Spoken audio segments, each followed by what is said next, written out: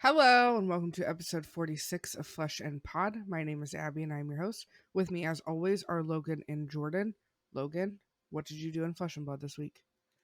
Hey Siri, set a timer for 30 seconds. Oh my god. Okay. So I had armories. We had one in our normal Thursday night armory. We drafted Tales of Aria. I drafted Lexi. I tried not to. I honestly tried not to.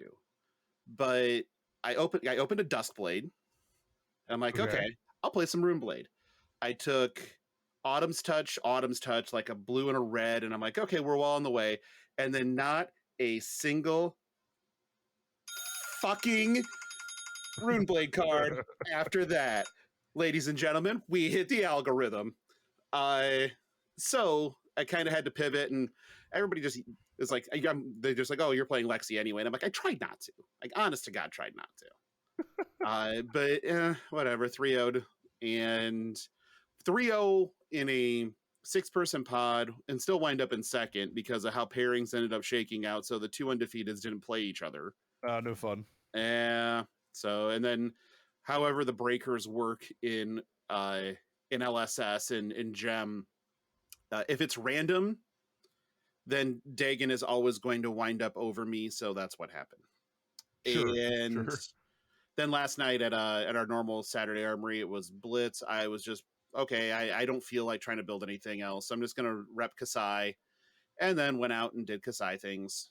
Went 3-1, lost a Prism on some just, that was bad for me in a lot of ways. They had auras quick, and gets difficult fast. So, it wound up. Played some Talishar, just trying to get more reps, be better at the game. That's, you and I are kind of alike in that regard, Jordan, where it's just like, sometimes you just get frustrated with yourself and you're thinking to yourself, I can be better. And so you take whatever time you can and you start jamming. And I decided to start jamming Viscerai. I don't know why. Okay. But I just decided that if I'm going to be better at this game, I should understand what the fuck this deck does. And then I'm like, oh my God, this is a bitch. Like, it's fun, man. It's so fun. Yeah. Game 1 was against, I actually don't even remember now, but it was as simple as, it was against Briar. I had to survive some Channel Mount Heroic shenanigans. I had to make sure I managed my AB to only go down to 1. And so that, that I had to stay at 3 so that Rosetta Thorn doesn't kill me with another arcane source, because I have AB 1. And then I have to maintain it so that through their no AB, I can deal 4 arcane damage. And I'm like, this puzzle sucks. Okay. If I keep this, do this, pitch this for the AB, do this. I think that's exactly 4 arcane. Okay, let's find out. And it turns out it was 4 arcane. I'm like, I'm kind of proud of myself for that. And I'm like, wow, that really does kind of make you better at this. Huh. Yeah. So now I've just been playing Viscerai as a way to just kind of train my brain in the sequencing of the game a little bit better. Not that I would play Viscerai at an event necessarily. It's just a good way to just mentally arrange yourself around the game. So that's kind of what I've been doing. Jordan, what about you? I didn't do a ton in Flesh and Blood this week. I actually taught a friend how to play on Friday night. That was very cool. We played the Battle Box deck, like the Dory Reinhardt deck. Yep. Guy is a longtime Magic player, Pro Tour. We played on a few of them back in the day, so he's not a card, not new to card games, but new to Flesh and Blood and the axis that it operates on. And I felt a little bad because I gave him the choice between the two decks to play, and he chose Rhinar.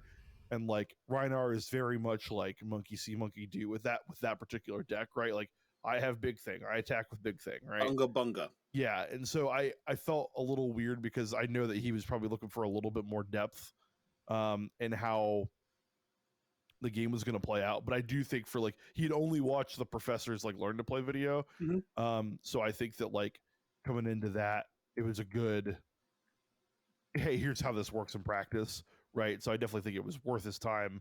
I just wish maybe I had given him something I probably should have, if I had to do it over again, I would have made an Era Commoner and a Phi Commoner deck and done that, because at least there's lines to think about. Like with Draconic, you could think about that kind of stuff. And for a not like brand new card player, I think that's probably better. But then again, when you start adding in talents and chain links, maybe it gets too confusing. I don't know. But it was really fun. He liked it.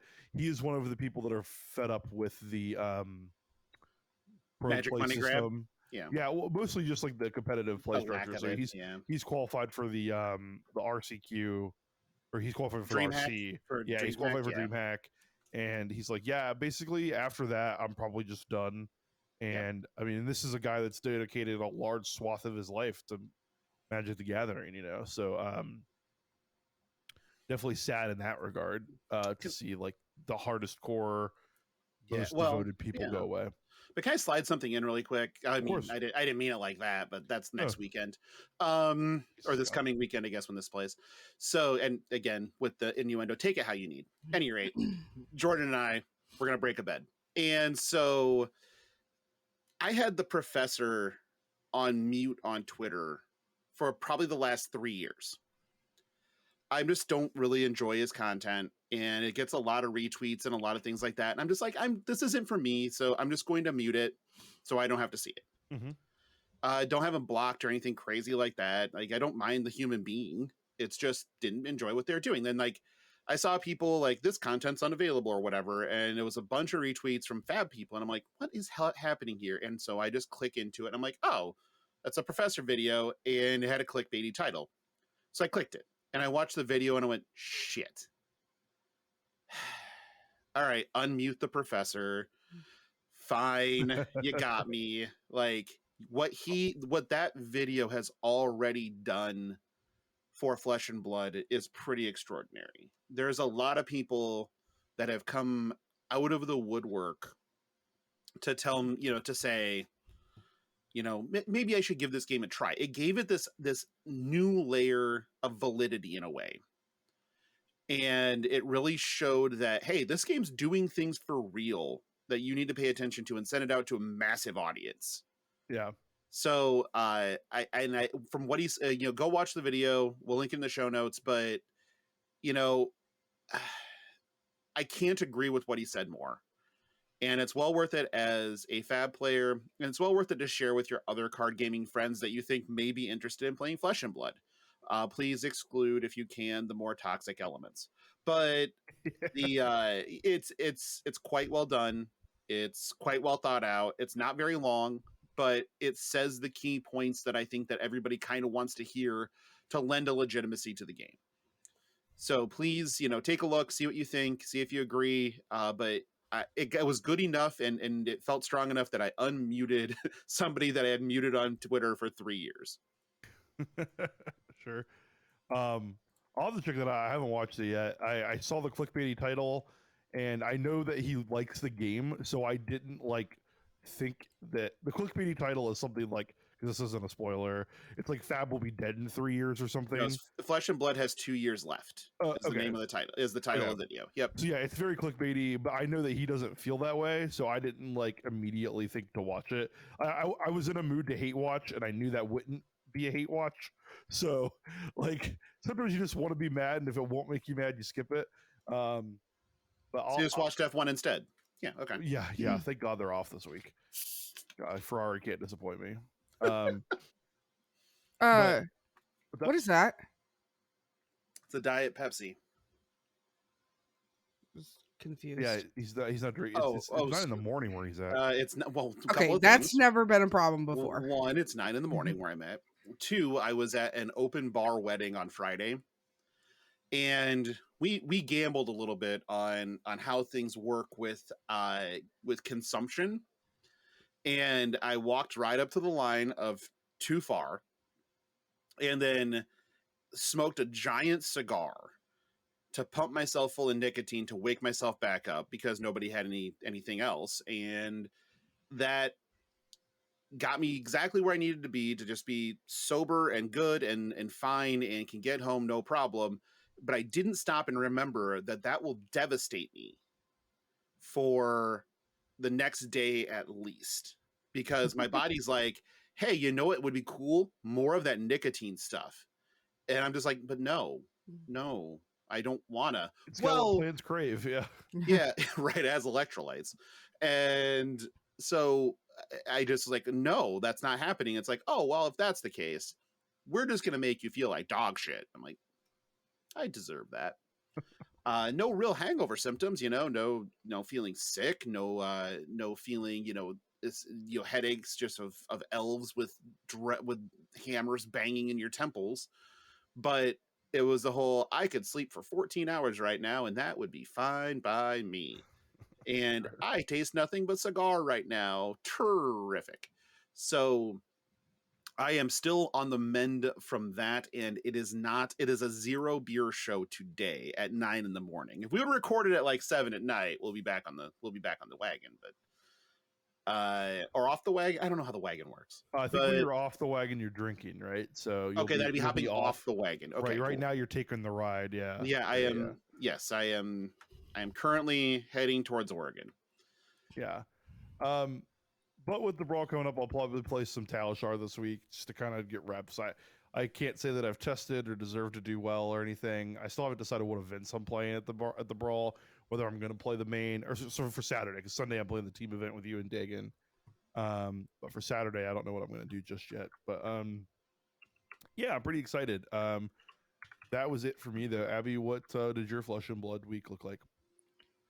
I did nothing. I'm sorry. Yeah, I'm sorry, friends. Yeah, the odds makers take a beating. I said the trend would continue, but I continued. Lied. So I did not do anything. But stay tuned for next week because we'll have more coming next week. So let's get once a quarter, yeah. Yep, once a quarter. Gotta get in there. Let's get into it. We have a birthday to celebrate. We do. It is the 3rd birthday of Flesh and Blood. That was on the 11th was the birthday. October. Yep. Yes. 3 years. Yep. It's funny because the Instant Speed podcast shares a birthday with me, and Flesh and Blood shares a birthday with my brother. So it's going to be very easy for me to remember these dates. It's kind of nice. Awesome. However, 3 years is supposed to be the mark where most TCGs fail in 2. Yep. So 3 is a big deal. That is very important. Once you cross that 3, it means you've picked up steam in the right ways. Now, granted, some people, the naysayers, are going to point to COVID and be like, well, those years don't count. They count. And they probably count for more, to be honest, because that's what I think. Yeah. COVID locked people down. So growth-wise, this has, I believe, outperformed expectations on every metric already. So in my mind, this 3rd birthday is actually quite massive. I agree. This is a pretty exciting time, if only because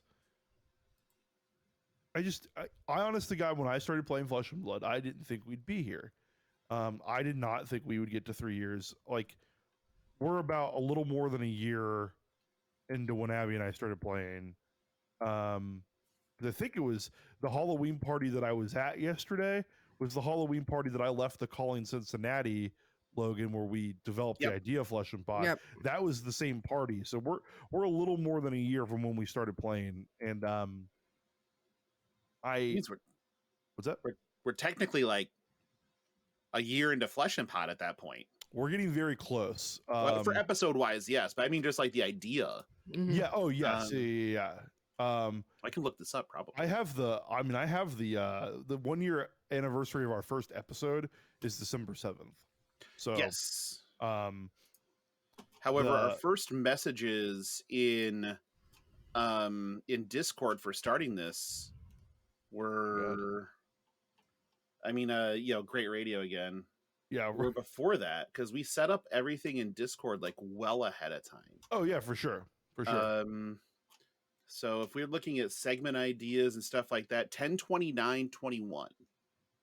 Okay. Yeah. Wow. Okay. Is the first posts about there's a couple of messages, and then there is a How does Flesh and Blood strike you, or Flesh and Pod strike you for a name? Might get some accidental porn seeker subs. That was a comment from me, obviously. It was 10/29/21. Hey, there we go. So yeah, we're 2 weeks. 2 weeks. Yeah, so 2 weeks. Two weeks to the year when we came up with Flesh and Pod. Over a year of Abby and I playing specifically. So I did not think that the game would still be here, let alone the podcast like that. Right. You know? But like, I did not think we would still be talking about Flesh and Blood. I didn't think that the World Championship would be a thing that's on my calendar that I'm like moving commitments to be able to watch.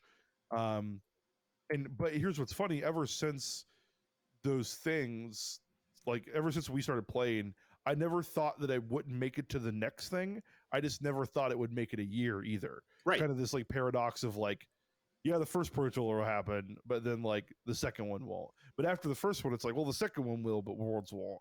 And then after the second one, it's like, okay, well, now this is just a game, you know, like, this is just real. So,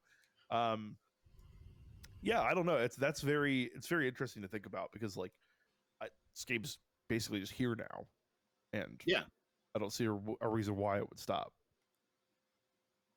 Not unless WotC or Hasbro bought it for $700 million and killed it. Yeah, that's always on the back of my mind. Yeah, I mean, like, and you know, quite honestly, if I'm James White, somebody offers you $700 million. Yep, absolutely. Yep. I mean, I'm not mad about it. Hopefully, you'd think that like LSS would get to maintain like creative, but like we know that Hasbro gets their dirty little paws into it, and you know, like in your head, you're like, James wouldn't do that, but you couldn't blame him if he did. You know, no, not even remotely. Like, you know, and that's the thing is like if he didn't, good on you. We believe in the game. We believe in you. We believe in what you're doing. We believe in the mission. Everything else, and if you did, cash that check. Yep. Yeah. Right. Yeah. Like, yeah. There's not really a lose here. I don't think that'll happen. No, but it is a thing I think about.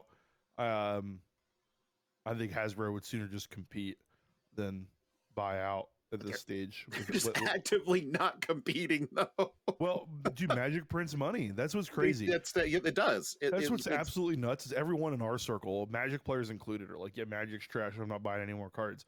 But the little number goes up every quarter for them. Yeah. Money printer go burr, right? So, I don't know. Anyway, this is about Fab's birthday. Happy birthday. This game's great. The people are better. Thanks for making a game, Jimmy. Mm-hmm. Thank you for the mission.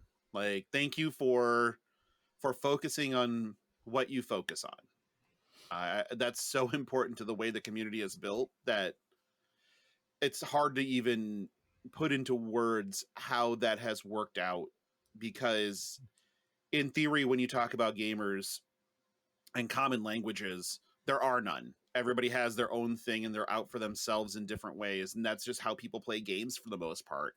And that just isn't this at all. And so whatever you did, whatever the secret sauce was, whatever the dust you sprinkled on these cards, and if that's the case, please keep sprinkling. It really just built a community that is doing nothing but gaining strength. It doesn't tear at itself. It doesn't pull at itself. It doesn't, people accept what it is. They accept, you know, the little barbs and things like that. The real criticisms are accepted and discussed and not attacked ad hominem. And if anybody really does come at it like that, they're rebuked. So please, you know, keep doing what you're doing. It's great. We love you for it. And happy birthday. That's right. We have spoilers still coming in. I guess the schedule that I looked at was incorrect because it said there was nothing else for the rest of the month, and that has not been the case. That's because there were random spoilers that weren't listed. Okay. That makes sense. All right, so we've got as they keep coming in, I don't know which ones were the ones from this week, so I can tell you. Okay. Like. Yep, you do it. You so run the show. No, I'm not. I'm definitely not doing that. So we're gonna start with what I think is one of the cooler ones this week, which is Sand Scour Great Bow. this. So you want to read them, Abby? I will list them, then you read them because you read better than I do. Me no read good. That's fine. I can do that. Once per turn action, attack, it costs 1. Or sorry, once per turn action, it costs 1. Look at the top card of your deck. You may put an arrow from your hand or the top of your deck face up in your arsenal. Go again. Whenever an arrow is put face up in your arsenal from your deck, put an aim counter on it. In my mind, this card is great, irrespective of what an aim counter does. The aim counter makes it better, mainly because Ranger gets to do something with a 1-card hand. Yeah, no, that's fair. Unless an aim counter is a drawback. I can't imagine that being the case, but like I can't even thematically like make that make sense. Come on, but like I don't know. They don't like Azalea, man. So who knows? I mean, there's a 360 no scope type of thing. No, like this isn't that. The aim counter is going to have a positive effect. This allows Ranger to function on 1-card hands, which has been the bane of Ranger's existence from the start. So I think that this is great, and we all should be pretty happy about this one. Yeah, I think it's quite sweet. Yep. My next, we're just kind of going to go in order of things we haven't talked about yet.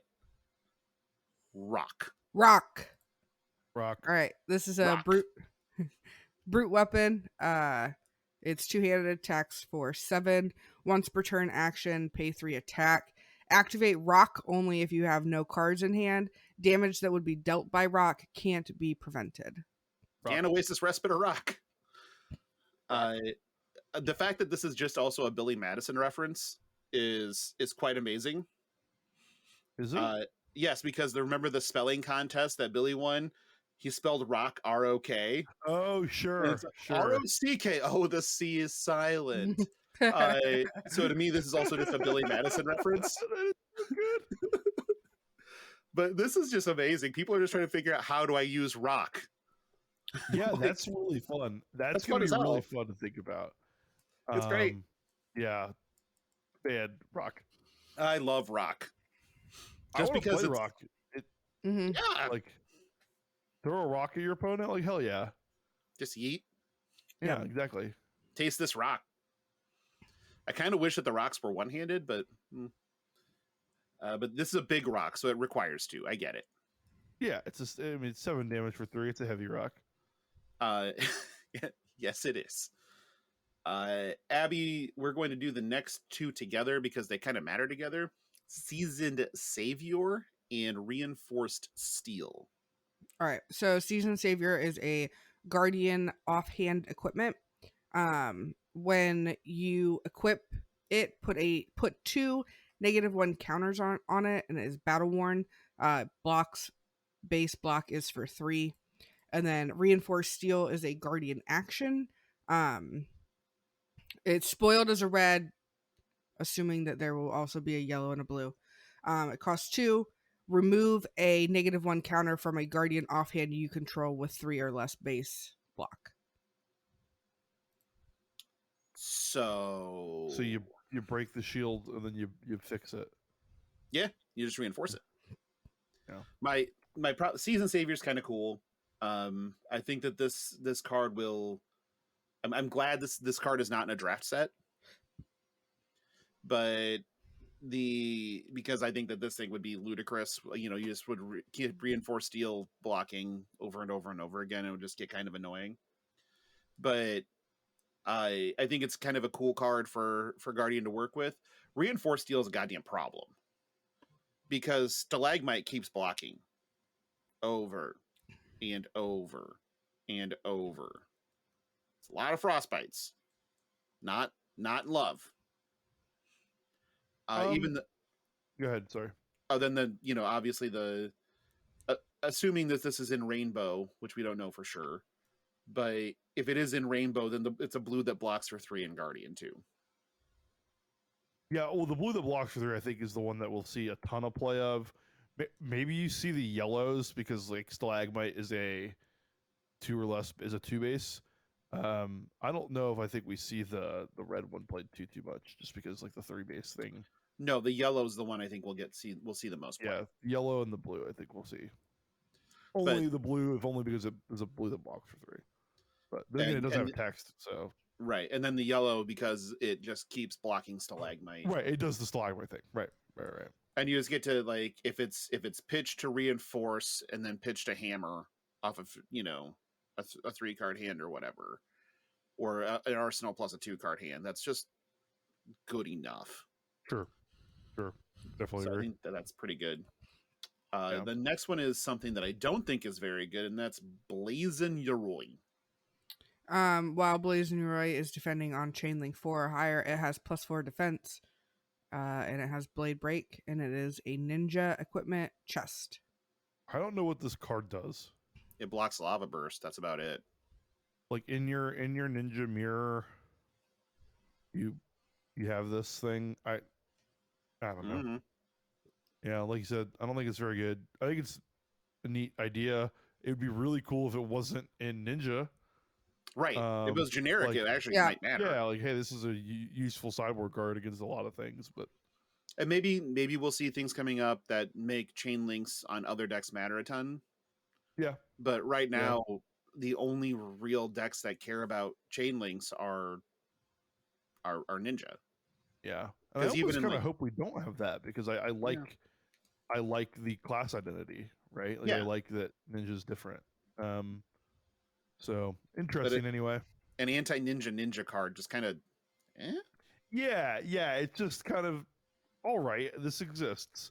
Maybe you ninjas will play this in your mirrors. Probably not, but like maybe you do. I don't know. So like that's kind of where I'm at. All right, then we have Amethyst Tiara. This is a rune blade equipment head. Instant, destroy it. Rune chance you control have Spell Void 1 this turn. And has Blade Break. This card's really cool. This one does some shit. Yeah. It's stunning. It's also just gorgeous, like quite honestly. We will see people wearing this coming soon to a cosplay contest near you, I'm sure.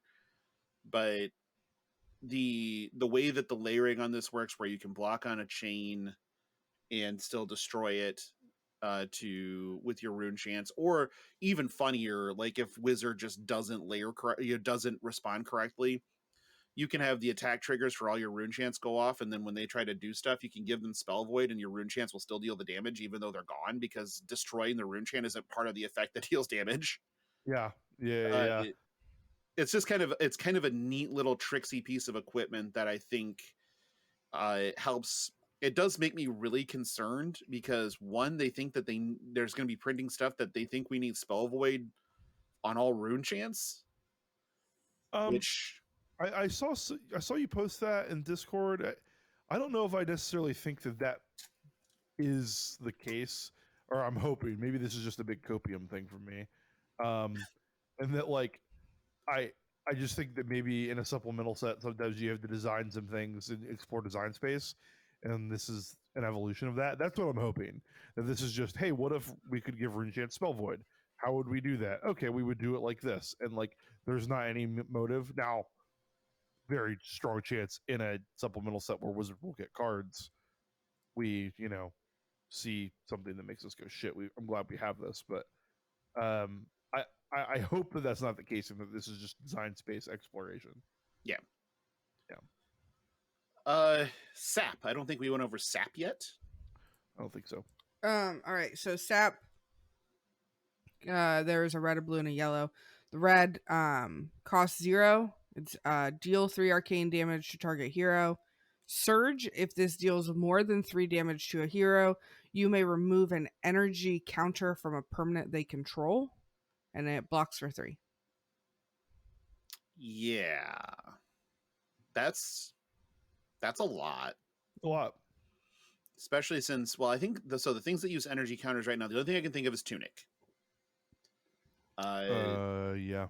So this popping counters off Tunic is also quite good.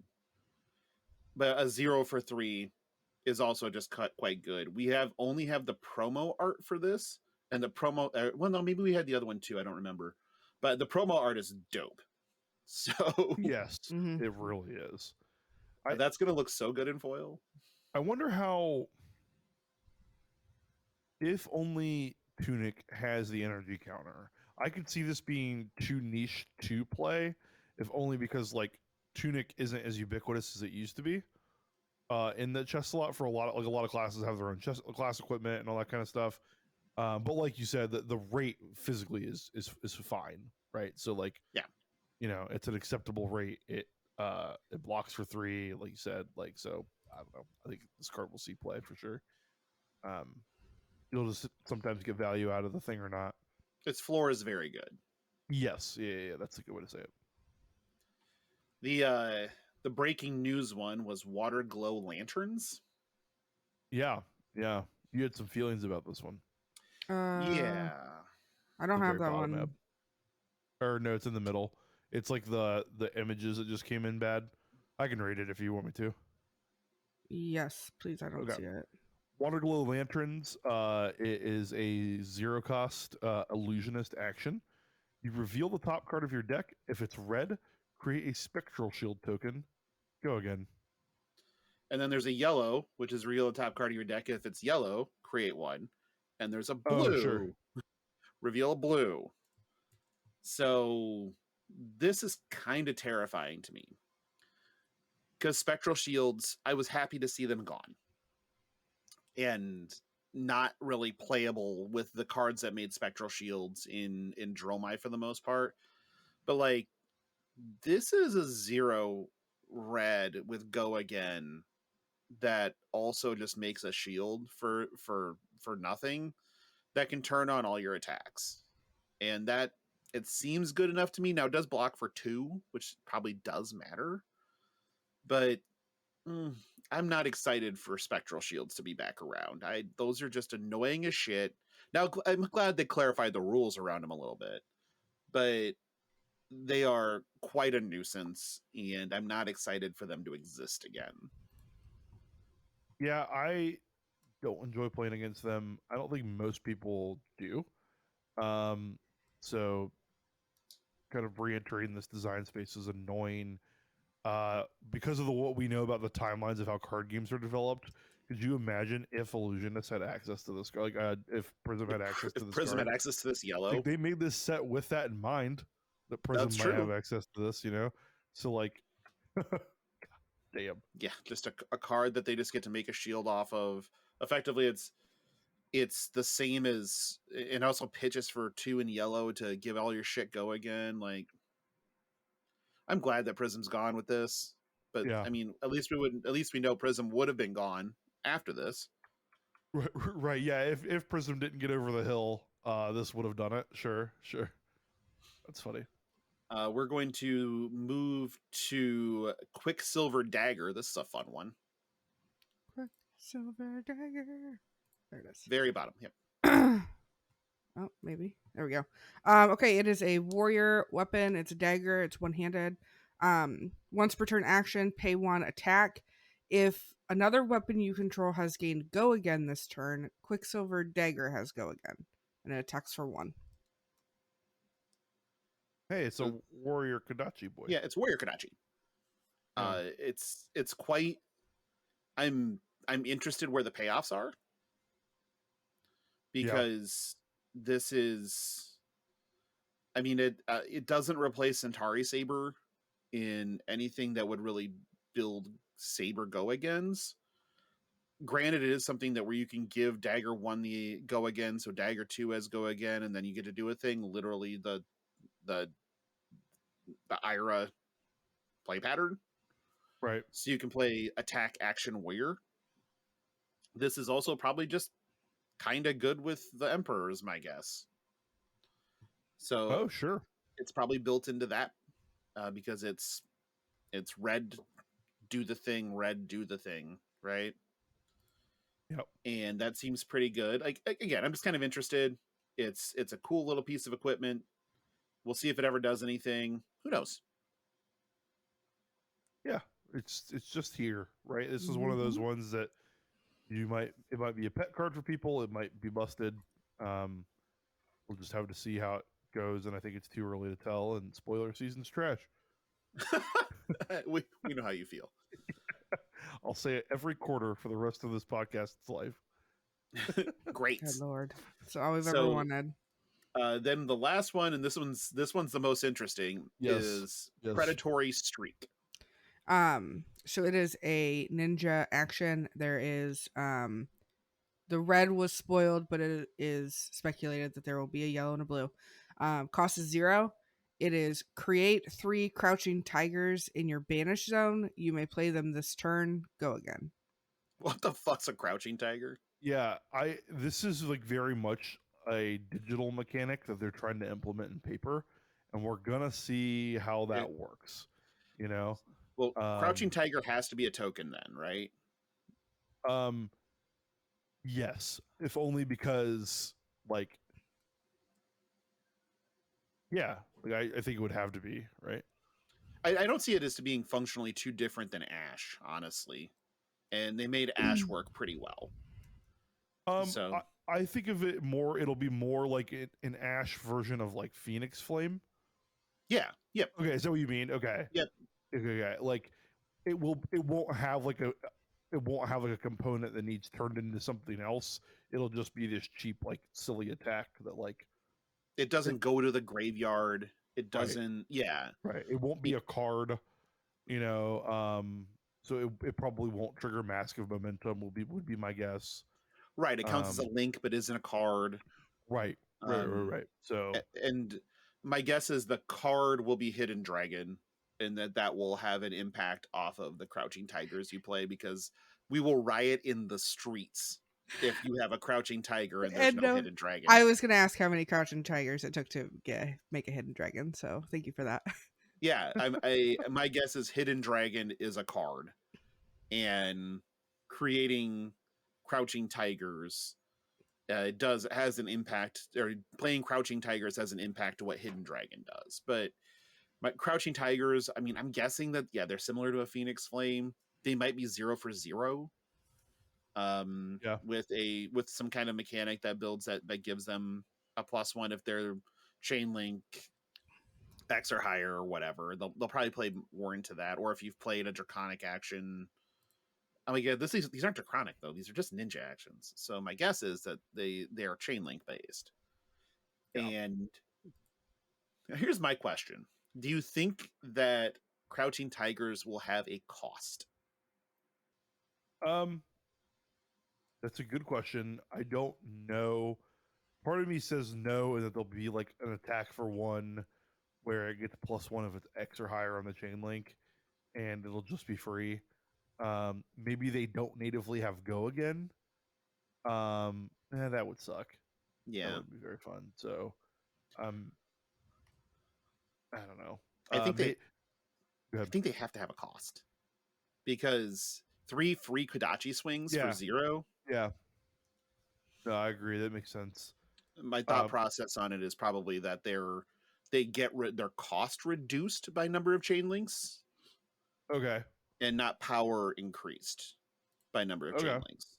Sure. So that's my guess, but again, it's a guess, it's speculation, because we don't know what the fuck the thing is. Yeah. My hatred for spoilers aside, I do like when they piecemeal out information like this, and like, this is very fun to follow, right? Like, what does this second half of this card mean? I do like that. Yeah. Yep. If only because it forces people to realize they don't have all the information, which is my biggest gripe with spoiler season, is people acting like they have all of the information before spoiler season officially starts. So this forces people into okay, we can't evaluate this card, right? We can't evaluate Ninja. We can't evaluate. I love it. This is great. So far, we don't know what a Crouching Tiger is, and we don't know what an aim counter is. And if there's no Hidden Dragon, we fucking riot. Yeah. Like we said, happy birthday, LSS. There won't be a 4th birthday.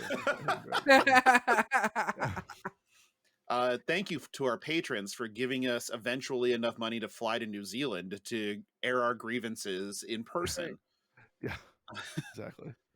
But I'm happy that, much like Everfest, much like Crucible, maybe a little less like Crucible, but the things so far have looked sweet. Not broken, just sweet. Yep. And I love that. That is very, very fun as far as a spoiler season goes, because like you said, it does get a little exhausting when people are just like evaluating things like they have all empirical knowledge of everything to come. Yep. And they're just frequently wrong. I remember I have numerous instances of people shitting on things in Magic where I'm just like, really? Really? Okay. And you just have no then clue. You just have no yeah, concept of knowing. Yeah. there's a I remember when Gifts Ungiven was spoiled and people are like, what a terrible card. And I'm like, huh, okay. I'm going to go ahead and let you think that. So this is, I love this part of spoiler season when the way that LSS does it, because of the fact that it's very evident that we don't have all of the information, and they just, and they kind of wink at us like that too. And that's fun. Yeah. Yes. I like that. We don't even have to go back so far as Gifts Ungiven to check community lack of knowledge. You can just go to like Bravo's star of the show. And people will be like, you won't use his ability ever. Guys, what are you, dumb? You won't use his ability. He just has a big card pool. Right. Right. You're right, fam. Right. Yeah, he has all of Tales of Aria. Whole thing. Yeah. Who knew that could be good? Yeah, weird.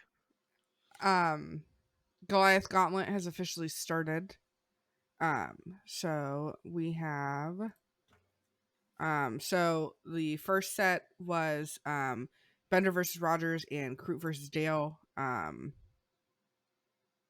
Rogers. Let's not spoil it for people. Okay. Well, yeah. Edit that out then. It's underway. Go watch it. Yes, it's on 983 Media on YouTube.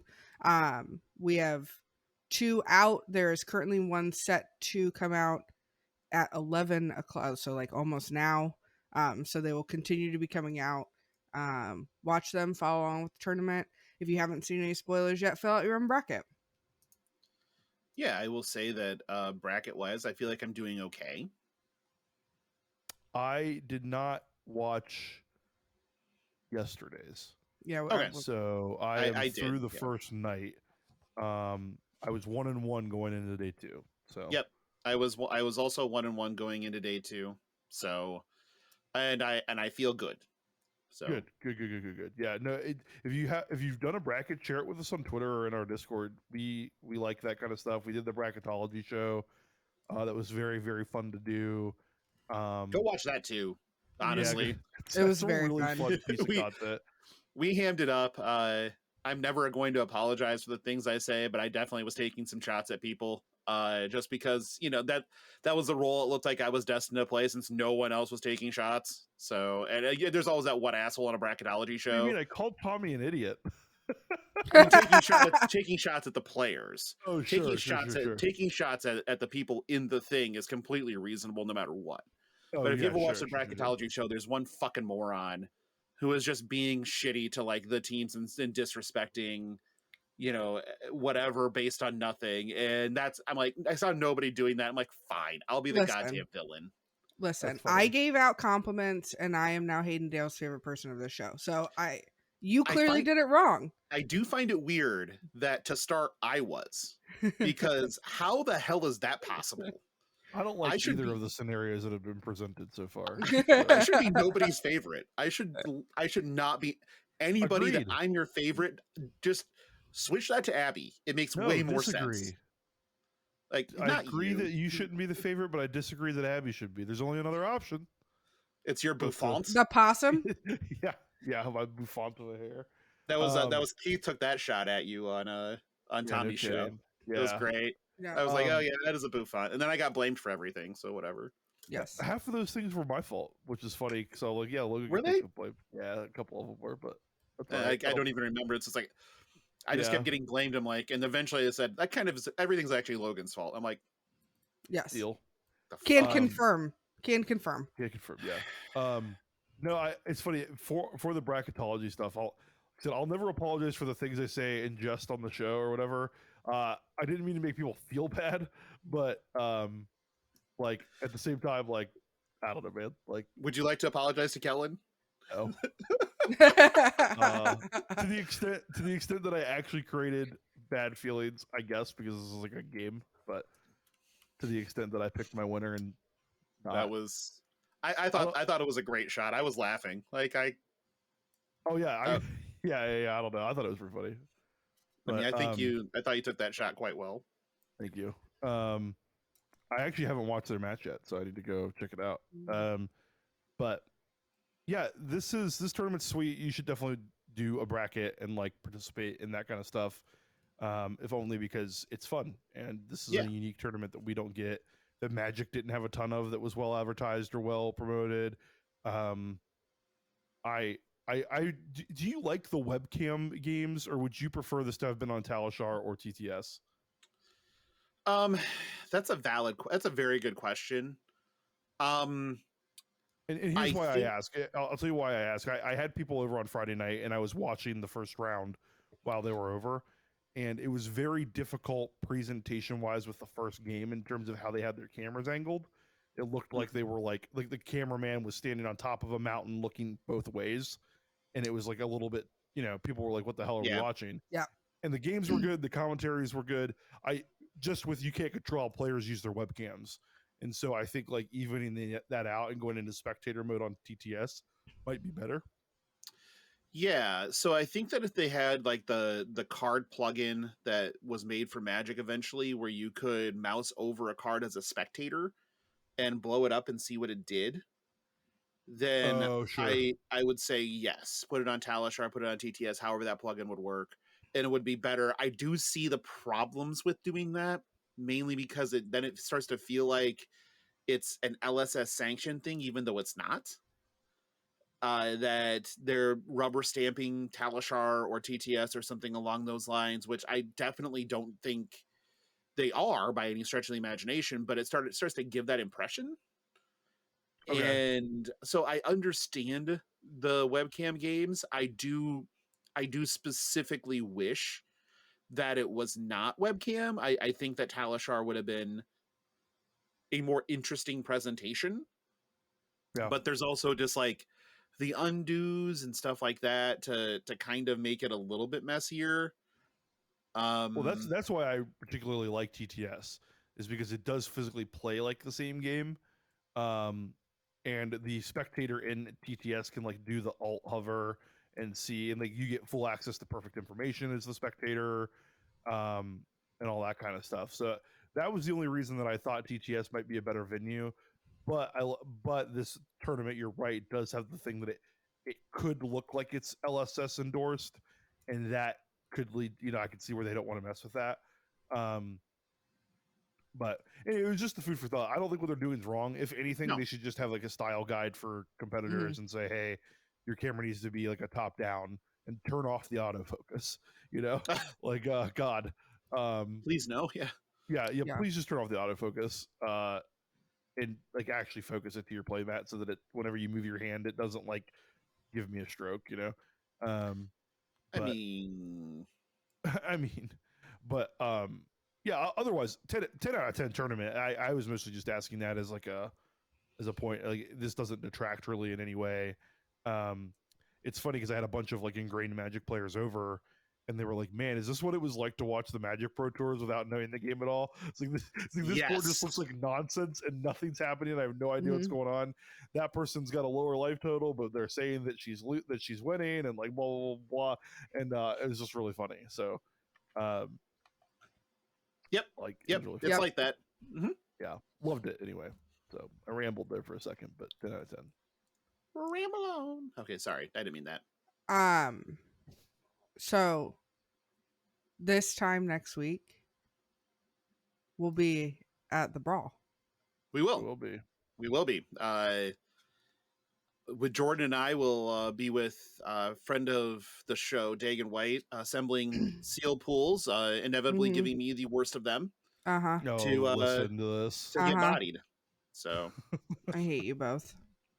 Why do you hate us? Because I was not asked to be in the Team Flesh and Pod team sealed event. Oh, you missed the application period, I think. Okay. So Flesh and Pod HR takes these accusations very seriously.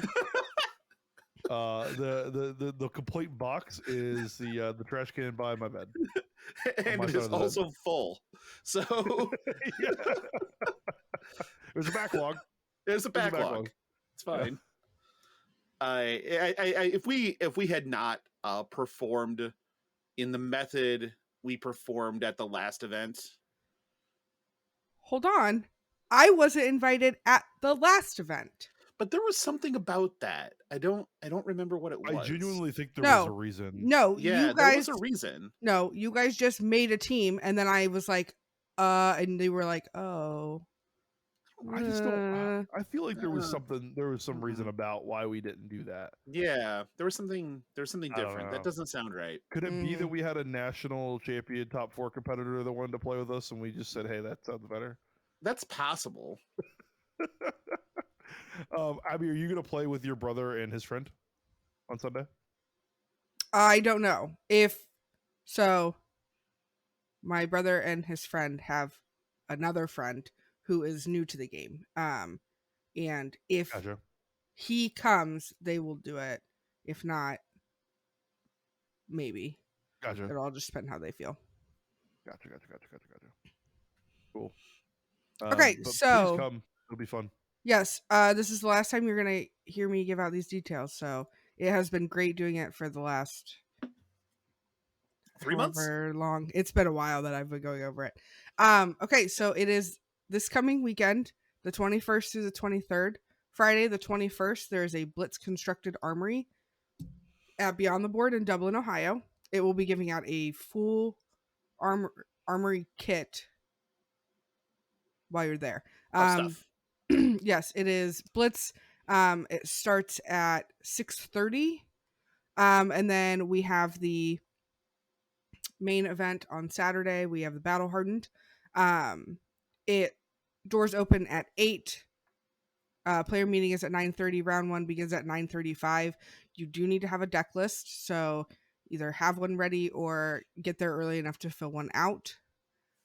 This many Ks. 10 Ks. 10 That's a lot. Ks. That's a lot. You should be there. If you are waiting at this point and you're like, man, I don't know if I'm going to go, you should have already been pre-registered.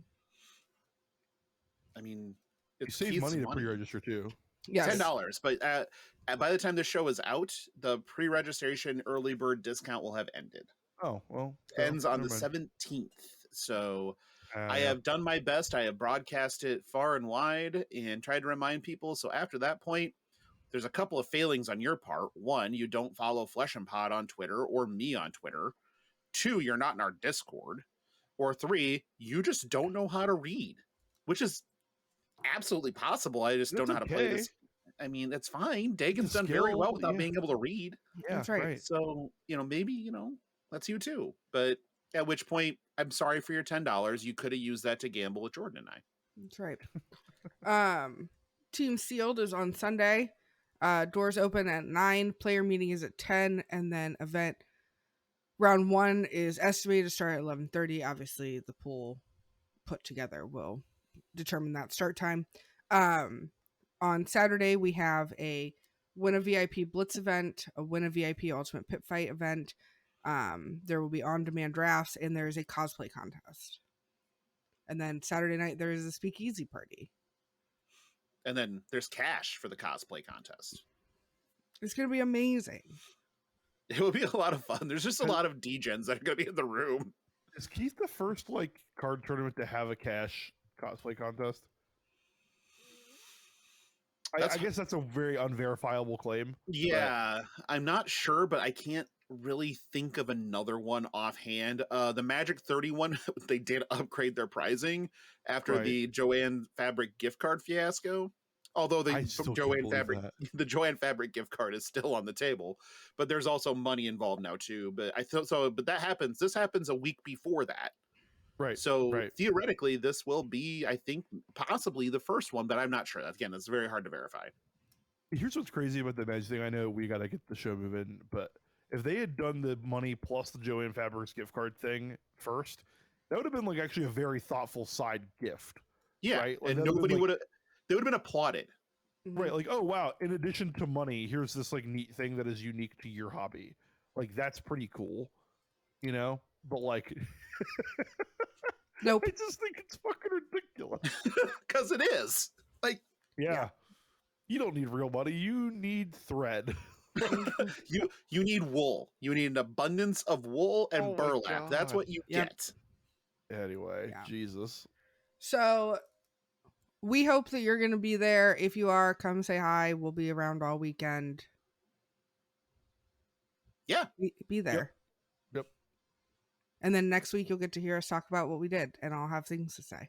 Yeah, Abby will not say nothing That's right. on the what did you do in Flesh and Blood. To be fair, we did the podcast with Combat Chain, and I forgot about that. So I did do something, but Oh, Heather, Was that you're last right. week? It sure was, wasn't it? Yeah, we Yes, count it that. was. Oh Like, yeah, that's I a was on the W. stack, by the way. Yes. Yeah, I was Oh, on yeah. the stack with Flake Show. That was fun to do. Yeah, we do a lot of guest spots. Yeah. Yeah. We're forget very about good them. at promoting them too. Yeah. We're shit. Yeah. At, well, I mean, we're very bad at promoting our show during the guest spots, Mhm. and we're also very bad at promoting the fact that we did the guest spots. Yeah. Yes, It's tricky. It's tricky. It really is. It's tricky to rock a rhyme. that's right. All right, we have 5 listener questions this week. First one is from Matt K. Aside from the Flesh and Pod podcast, of course, where are other good resources like articles and or deck techs that can be helpful for somebody attempting to delve deeper into competitive Flesh and Blood? So first off, we're dog shit as a resource Yeah, for we're not delving into that. competitive Flesh and Blood. I Like, appreciate it, but we're not that. yeah, Yeah. thanks for the kind words, but we're just ass, like ass on ass when it comes to like attempting to no, we're morons on the internet. Like we're outside like, of Abby, like We're Jordan like and I the are combination morons of on the Rachel internet. Maddow and Tucker Carlson. For Flesh and Blood. Hold on, hold the fuck on. I will not be besmirched in such ways. Yeah, that's You fair. can call me like Chris Matthews, and that's fine. Like I'll accept the hardball. Can I be like, Anderson Cooper? oh my god, you are not that sexy, sir. That's like fair. you Yeah. do have a lot going on, but you do not have the I Silver don't have Fox Anderson Cooper going That's on. fair. No, That's fair. sir. Like that is the creamy center to a lot of dreams. Oh my But God. the so honestly, for like delving deeper into competitive, so honestly, the one I would suggest is the Manor podcast. That's Michael Hamilton. And if you want to listen to a brain on this game that is far advanced from virtually anyone else, that is where you'll get a lot of very good insight. And anything that really I would say that Tarek Patel is on, Yep. his thought level is super advanced. It's super good, but the difference being between him and a lot of other people is he is very good at conveying that thought process in a digestible way. Yes. So if you can chase down any content where Tarek has been part of it, and then just the Manor podcast, I guess those would be my 2 places for audio only. For articles, the article sphere for competitive is not huge right now, honestly. That I know of, but maybe I'm wrong. Like I have never really found anything outside of what's on the mothership and on fabtcg.com. And there are some good articles on there for sure, but they don't really delve that deep. I do know that there are some articles on Channel Fireball that are good, but again, they're not. When Tarek writes for Channel Fireball, for example. Yep. Yeah. Those are quite good, but again, it's not a giant pipeline of content. So it's not difficult. It's difficult to find articles. It's definitely not difficult to find podcast resources and videos. Yeah, the video angle is really good. I mean, honestly, like DM Armada does a lot of good meta deck techs. We've recently became big Stephen Cookus fans. You meet a guy and he's just cool, and you're like, yeah, I want his videos to be popular, which they are. He doesn't need our help, but not at all. Yeah, but like his stuff is very good for meta stuff as well. DM Armada on YouTube. But we get asked questions a lot, or at least I do, Logan. I assume you do as well, of like, how do you break into like the content creation scene in Flesh and Blood? The competitive deck techs and breakdown article side is barren. So if you like writing, if you like thinking about the game competitively, and honestly, who asked this question? It was Matt K, right? So Yep. like trying to write this stuff on your own is honestly a great way to dive deeper too. Like you see Michael Hamilton's national championship winning list and go like, okay, well, what the hell happened there? Let's break it down and figure out why it was so innovative and so good. Um, and write that out. Like you will become better at Flesh and Blood. And why did it win the matchup that it did? And what were the angles? Like why were we attacking that? Like you will absolutely get better at Flesh and Blood too. So anybody that's like trying to break into the content creation space and doesn't mind writing, this is an area for you to do it because you already know, hey, there's a guy like Matt out there who wants to read these things. I've done some writing for Yes. TCGs competitively in the past, and it definitely was the period of time in which I was best at the game. So keep that in mind, I guess is all I have to say. Yes. And I know that there's I don't know where it is anymore. I can try to get it, or if I know Dagan listens to the show on a pretty regular basis. He actually did a very, very, very good write up of the basics of combat and breakpoints at one point, Oh a yeah, little we over have a it year saved ago. somewhere. Yeah. We have it saved somewhere. If we can find that, reading that will do a number of different things for you that are all quite good as far as your understandings go. So we'll see if we can find that and link it in the show notes or whatever too, because that write up has helped a number of people in general. So we'll find that for you too. But yeah, uh, it is a little barren on the competitive side, specifically with articles. There's a lot of content video, but not all of them are great. However, if you are somebody that enjoys writing, like Jordan said, and a lot of times writing, just the practice of writing will help. Yeah. Have you ever I've never I was just Googling for content. There's the Wraith Times. I've never read their articles, but it looks like a very like clean website, and it has a guides section, and they have like an essential reading section on their website, so the wraithtimes.com. We'll link that too. I know a lot of our people that that are in our Discord have read, and so a lot of them, quite a few of them, have written for there too. Yeah. I've never dabbled in here, but like I said, it looks like a real like it looks like a competent website, So, um, We look like a competent podcast. Doesn't mean shit. yeah. Well, sometimes you go to like a blogify dot my Oh, favorite pony. yes, it's a GeoCities yeah. site with some sparklies on it and a banner. We all have banners. Right. Yeah. Yeah. So like, but they have like an essential readings list, and I'm gonna just DM Dagan and get that article again because it was very good. But yeah, there's not a ton out there if you like the articles, but there's plenty of podcast and video content. There you go. Question number 2 is from Sleepy Jackal. What is a part of Flesh and Blood rules that you never quite vibed with, even if it mechanically works? For instance, overpitching always felt like an unintuitive loophole to me. Jordan, you want this first, or you want me to take this? I could go first. Yeah, I like the pregnant pause there where we were like, we both have ideas but don't want to step on the other person's idea. For me, it's absolutely the how go again resolves in the resolution of combat step, and in that like the fact that it's the last thing to happen and abilities and triggers can intervene in that window is so unintuitive to me. For example, if you're playing Briar and you attack with a Swarming Gloomveil for 3 that has no modes active, and the Swarming Gloomveil hits, and you create your embodiment of Earth token, your Swarming Gloomveil gains Go Again. And that doesn't make a goddamn bit of sense. Why, after we've done damage, that the embodiment gets made and then Go Again checks? Doesn't make any sense to me. Because in Magic, combat, the like damage step is a window where no priority passes, nothing goes on the stack, damage happens, and then everything else. Then like combat's over. So it's something. Sure is something. And I guess yeah. I'm old. I remember damage on the stack.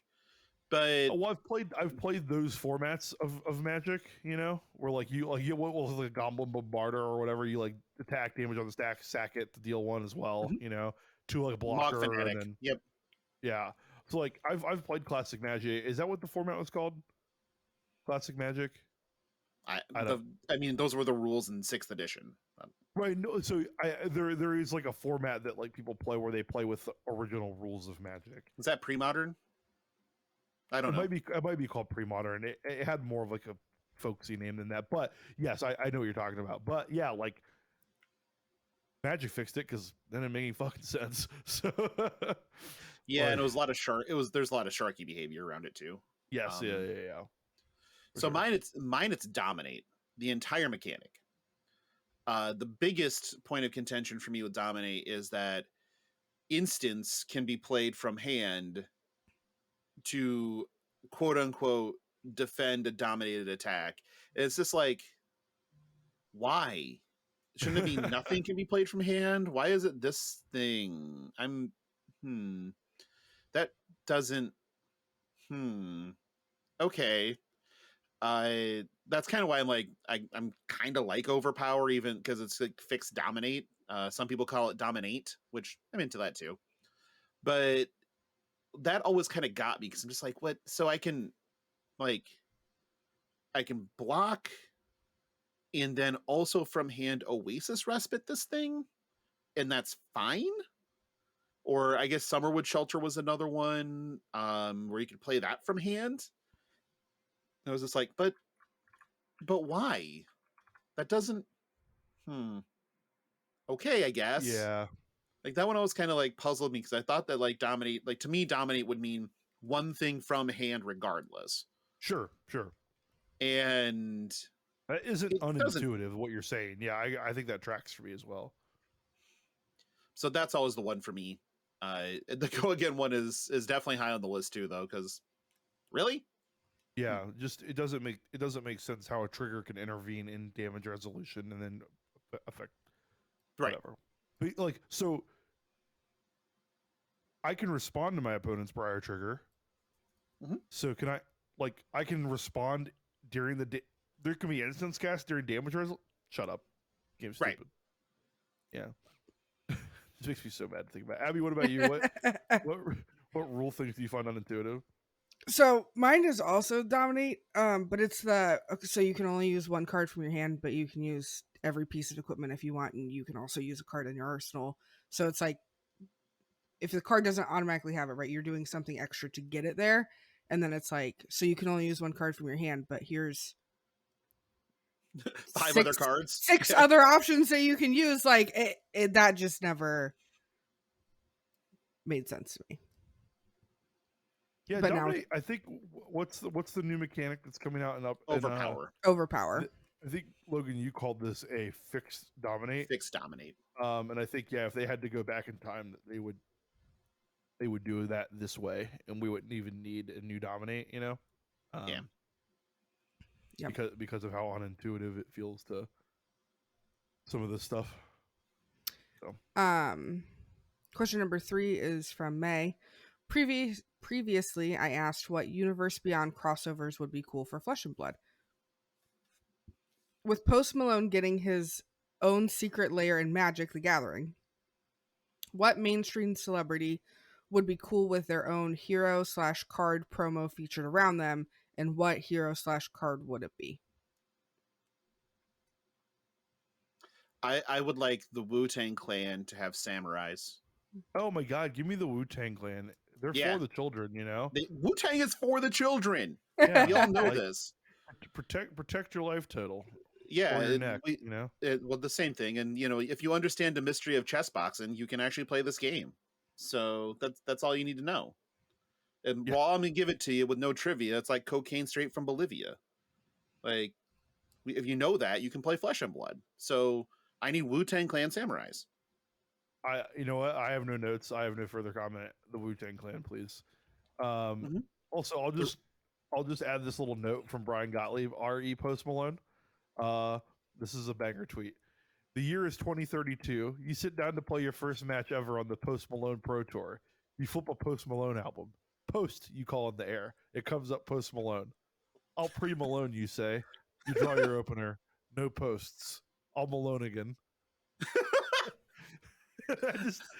I just see Watsy doing that. Like, Yep, oh my god. sure. You know what? I'll say this though. Of all of the people, like Pokemon has that Logan Paul guy, right? Yeah, I'll take Post Malone. Mm-hmm. yeah. Yeah. I mean, Yeah. I just want Spectral Shields to be ODB tokens, though. Rest in power, big baby Jesus. Rest in power, big baby Jesus. Wow. Yeah, so I actually really like Wu-Tang Clan a lot. Lil Nas has been doing some League of Legends stuff lately, and I think I would like Lil Nas, or just like, I don't know who's mainstream for the youth anymore. Like I don't know. Billie Yeah, Eilish? I don't know. okay, yeah, Billy, would she be fun? Like, would she be a fun like Valda? Yeah, I don't know. Maybe. Yeah, I don't know. She seems like, I mean, like, I kind of want an Amy Winehouse, but that, that ship has sailed. Yeah, or we get like I only say this because it came up on the stack, like a Margot Robbie to like be a Dory. Like sitting in a bathtub full of money, like in The Big Short. Sure. Sure. Like, was she in Big Short? She was in Wolf on Wall Street, right? she was in both. Because they did in Big Short, they kept doing those cutouts to explain what everything's going on, and Margot Robbie is one of them. Oh, she's one of the celebs that like explains. Yeah, she's in a bathtub full of money. Yeah. Gotcha. Okay. I didn't know that. Okay. I haven't watched that movie in a while. I need to watch it again. Great movie. Mostly is like pre-planning for what's about to happen. And post-planning for what did happen. I don't think it'll be as bad as it was, but anyway, that's not a finance pod. Neither here nor there. Not a finance pod, yeah. Yeah, I think Wu-Tang Clan's great. Somebody like Lil Nas would be cool. Yeah. All right. Question number 4 is from Griddlemaster. What would each hero's preferred mode of transportation be in our world? We're doing Crucible. Jordan, here are the heroes. We have KO, Benji, Kasai, Shiana, Datadol, and Cavdine. Please confirm you heard that list. I heard the list. I'm trying to think about how I feel like they would transport. They're all on different decks of a boat. yeah. Shiana is like absolutely in the high class area, right? Like she's shapeshifted her way to whatever this society values as like. Cavdine's running the dice game in the lower holds. Yeah, exactly. With KO, like all the sailors. Yeah. With KO, yeah. Datadol is just on the bridge doing data science. Yeah, science things. Is that even safe? No, to be on a boat around water. Okay. Kasai is captain of the guard, so she's protecting the boat from pirates. Okay. Who else do we have? Benji. Benji's just the little kid running around being obnoxious. Yeah, he's like on his first vacation for real. Yeah. Yeah, that's how I have Benji in my head. And then, what sports team would each of those heroes be a diehard fan for? Oh man. Well, Datadol's Oakland A's. Sure. Okay. Yeah. More modernly, the Rays, I guess. I mean, but we're gonna go straight to like OG Moneyball. Okay, that's fair. Data-driven approach. Sure. Shiana is like a Yankees fan. Probably. Mm-hmm. Obnoxious. Yeah, like just obnoxious, like thinks they're better than everybody, and then their star player goes 0 for 8 with 7 strikeouts. Juice. Did make last night a little more complicated than I would have liked, but he got the dub. I'm just kind of I'm upset about the Mariners being so fucking good. Oh my god! Almost every phase. It was heartbreaking. Heartbreaking, and the game went so long. 18 innings is a long time, but now I am fully a Guardian stand for the rest of the playoffs. There you go. Welcome to the club. You have earned I'm glad my sword. I don't have the dichotomy of Guardians versus Mariners in the ALCS. Like that'd have been cool for me, but like at the same time, like I would have taken the Guardians and it would have hurt my heart for the Mariners. Yep. So I'm glad I don't have to choose. I'm a Cactus League stan. As soon as there are no Cubs available, Mainly because there just aren't any like the really objectionable teams in the Cactus League. The closest thing you have are the Dodgers, and I don't even find them that objectionable. And so like Guardians are a Cactus League team, Padres are a Cactus League team. So that's where I'm at. I'd love to see Guardians pods. This is a different podcast topic, but I'm curious as to your take on these wild card teams beating the hell out of the bye week teams, and whether you think the bye week was bad or not. Has a lot of NFL overtones to it too, but we'll talk about that. We'll take that somewhere else. It's not a FAP thing, but people are ridiculous on Twitter. They're upset that big market teams are losing. Who does Cavdeen like? Who does Cavdeen cheer for? He's like a skin trader or something. Is he like a Guardians fan, but he still says their old name? Yeah, I think so. Hold on, isn't there still a team that has an inappropriate name? I mean, Chicago's hockey team. Yeah, that's not even inappropriate, right? Like that's like an actual no, tribe it's just name. the name of a tribe. Yeah. The Braves do the tomahawk. Oh yeah, the Braves do that. Yep. Yeah. So he was a Guardians fan, and then was like, you know what, I'm gonna go back to the Braves, and does the chop, and then and he's a Chiefs fan too because of the chop. Okay, he really that's likes fine. helmet to helmet contact in college football. Yeah. Jesus, as an Iowa State fan, bad day for that one. Oh, I didn't watch any college football. Pissed off. Gotcha. But the who else do we have here? Kasai is a Buccaneers fan. Yeah, that just fits thematically, right? Yeah. Who else do we have here? Benji KO. Who's the team that little kids always like? Lakers. The Lakers. Oh, God damn it. Benji likes the Lakers. No notes on that one. And he's got like all the LeBron posters from all the different teams on his wall, like Cavaliers, Heat, except Lakers. the original Cavaliers one. Yeah, that one didn't win a title, so like he no, but he still has Cavaliers from when him and Kyrie won a title with Cleveland. Sure, right? Yeah, but just not OG Cavaliers. Yeah. Not Anderson Varejao Cavaliers. Yeah, exactly. Or Delonte West. And so Abby almost lost on that one. But is there anybody else? Did we cover everybody? KO is the last one. KO as a sports team. He likes the Rams because like SoFi. Oh no, I was gonna say SoFi Stadium was the gambling hub, but it's not. No, Cincinnati Reds, because the ballpark's gonna have it's MGM sponsored with an actual gambling kiosks and Pete Rose. So that's I think that has to be him, right? Yeah, I think so. I think that's fair. I was so excited to go to Great American and be able to gamble at the thing. Hold on, I think we just got a spoiler. Oh, we did. Nope, it's the same one. Okay, we're good. Okay. I hate this. Breaking news, not breaking.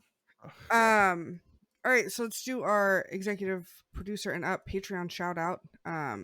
So we have May, Philip, Taylor, Ed, Josh, Kenny, Nick, Teague, Ben, Corey, Alan, and Michael.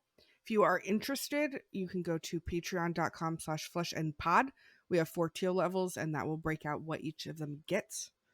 As always, you can find us on Twitter at FlushPod. You can join our Discord. The link will be in the show notes. You can give us a 5-star review on Apple or Spotify. You can like and subscribe on YouTube. You can shoot us an email at flushandpod@gmail.com. My personal Twitter is at AbbyD83. It's been mostly baseball. It's been an exciting time as a Guardians fan, so that's been great. Elaine tweeted me a possum this week, and it was amazing. Made my day. So thank you for that. Was that the crazy possum suit? No, but that was also awesome. I did not dress up as that for Halloween, though. So, sorry to disappoint. Yeah, I mean, I'm mostly happy to not be terrified, but so I'll reserve my disappointment for later. You can find me on Twitter at Logan Peterson. I haven't been tweeting a whole lot, mostly retweeting and shit posting because I've been in a mood, I guess. And then on Discord, responding to everything, talking about spoilers, talking about the game. that's basically it for the moment. You can also find me at the Brawl this weekend That's right. in Columbus, Ohio, and then having a 3-way with probably like 15 people. So that is a chilly 3-way at Skyline, not anything nefarious, I Well, promise. if it were nefarious, it wouldn't be a So it'd be three-way. a three-way, It right? would be It would like be a something 18 else. way. Yeah. Yeah, So Yeah. that's a lot of sweat. there's a South Park reference in there. But the so you can find me in any of those places. I do respond. My DMs are open on Twitter. Greg, you fuck, stop tagging me in the fucking pickle channel. Whoop, whoop. That's just bullshit. I'm not into it. And I'm trying to be nice by not turning off mentions, but you guys are fucking testing my patience. God damn it. So that's where you can find me, Jordan. Where can they find you? Outside of the hair salon.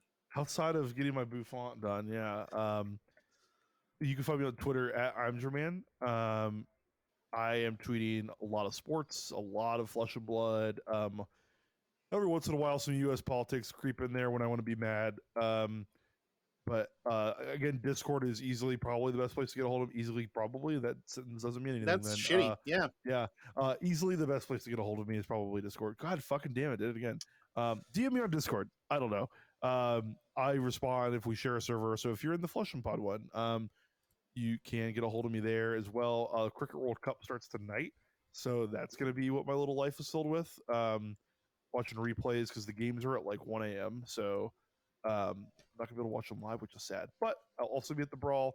I am excited to see people there. I genuinely like having people in my town to do the things that we do. It's very fun for me. So I like it. And it's happened back to back so quickly because we just had the Battle Hardened and now we have the Brawl Battle Hardened. So it's been a very cool quarter for Ohio cards. Yeah, that's it for me, I think. All right, folks, that is all we have this week. Excited about the podcast. I'm sorry. Listen, pumped. I tried to get the yawn out before it. Listen, I'm sorry. I'm tired. Okay, it's early for us. It's earlier for Logan. What the fuck? That's Yeah, let's say, listen. Logan is an adult. That is all we have for this week. Hopefully, we will see you all at the Brawl, and if not, we'll talk to you next week. Bye.